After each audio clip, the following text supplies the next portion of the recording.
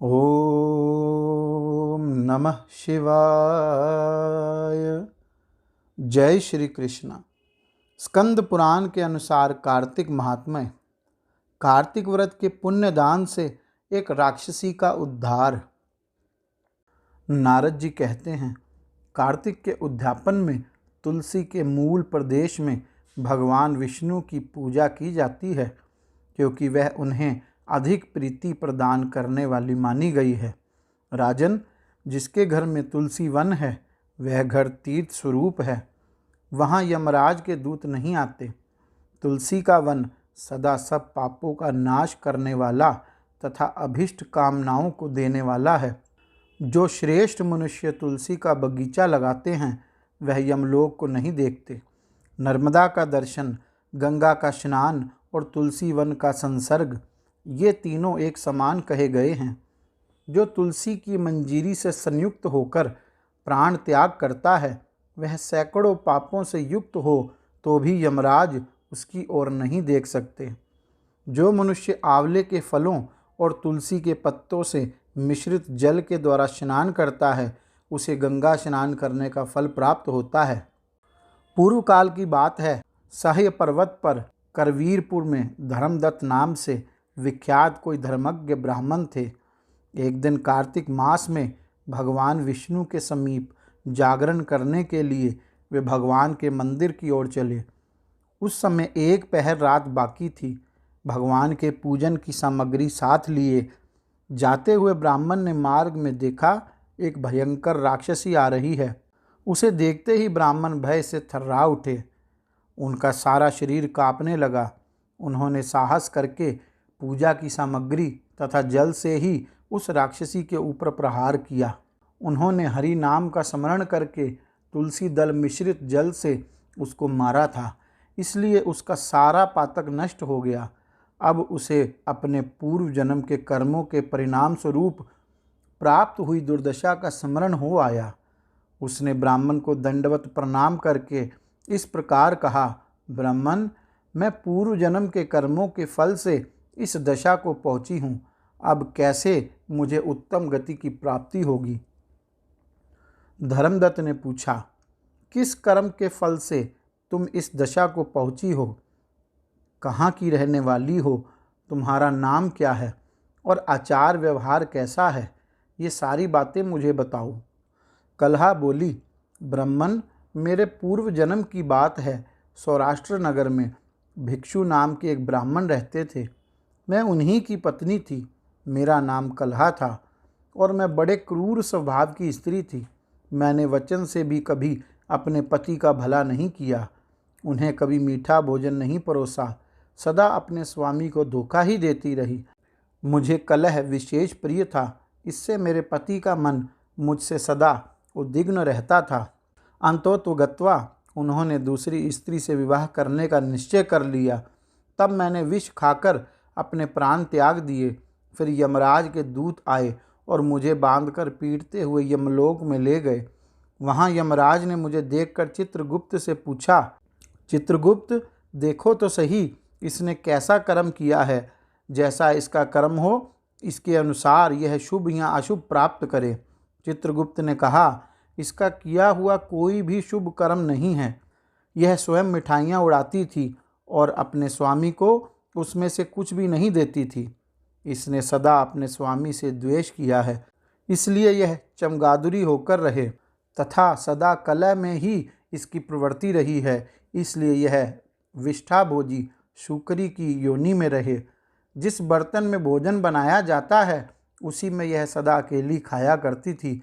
अतः उसके दोष से यह अपनी ही संतान का भक्षण करने वाली बिल्ली हो। इसने अपने पति को निमित्त बनाकर आत्मघात किया है, इसलिए यह अत्यंत निंदनीय स्त्री प्रेत के शरीर में भी कुछ काल तक अकेली ही रहे। इसे यमदूतों के द्वारा निर्जल प्रदेश में भेजा जाना चाहिए। वहाँ दीर्घ काल तक यह प्रेत के शरीर में निवास करे। उसके बाद यह पापिनी शेष 3 योनियों का भी उपभोग करेगी। कलहा कहती है, विप्रवर, मैं वही पापिनी कलहा हूँ। इस प्रेत शरीर में आए हुए 500 वर्ष व्यतीत हो चुके हैं। मैं सदा भूख प्यास से पीड़ित रहा करती हूँ। एक बनिए के शरीर में प्रवेश करके मैं इस दक्षिण देश में कृष्णा और वेणी के संगम तक आई हूँ। ज्यों ही संगम तट पर पहुँची त्यों ही भगवान शिव और विष्णु के पार्षद ने मुझे बलपूर्वक उसके शरीर से दूर भगा दिया। तब से मैं भूख का कष्ट सहन करती इधर उधर घूम रही हूँ। इतने में ही आपके ऊपर मेरी दृष्टि पड़ी है। आपके हाथ से तुलसी मिश्रित जल का संसर्ग पाकर मेरे सब पाप नष्ट हो गए। द्विज श्रेष्ठ, अब आप ही कोई उपाय कीजिए। बताइए, मैं इस प्रेत शरीर से और भविष्य में होने वाली भयंकर 3 योनियों से किस प्रकार मुक्त होऊंगी। कलहा का यह वचन सुनकर द्विज श्रेष्ठ धर्मदत्त ने बहुत समय तक सोच विचार करने के बाद कहा, तीर्थ में दान और व्रत आदि सत्कर्म करने से मनुष्य के पाप नष्ट हो जाते हैं, परंतु तू तो प्रेत का शरीर में है, अतः उन कर्मों को करने की अधिकारिणी तू नहीं है।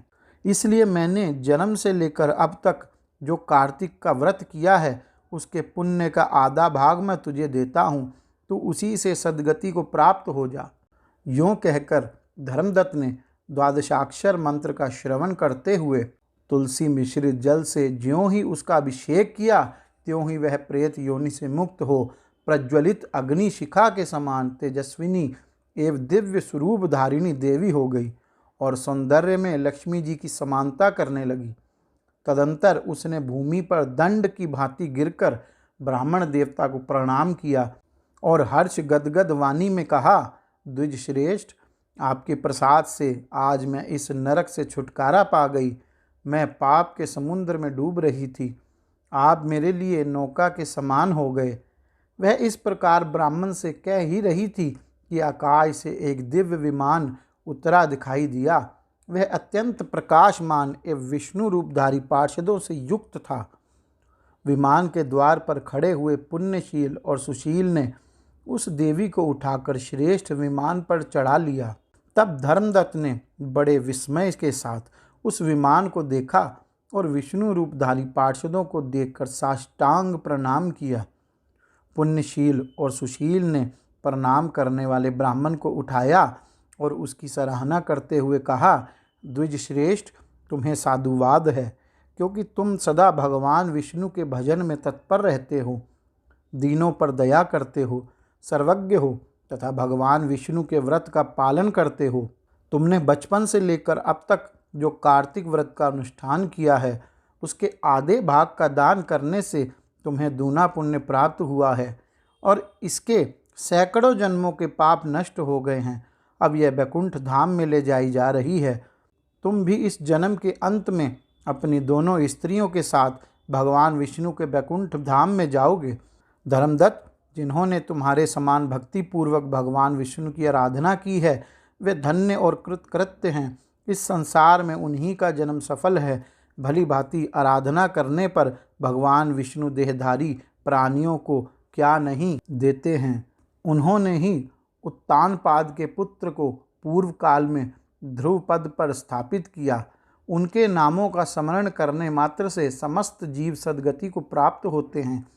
पूर्व काल में ग्रहग्रस्त गजराज उन्हीं के नामों का स्मरण करने से मुक्त हुआ था। तुमने जन्म से ही लेकर जो भगवान विष्णु को संतुष्ट करने वाले व्रत का अनुष्ठान किया है उससे बढ़कर न यज्ञ है, न दान है और न तीर्थ है।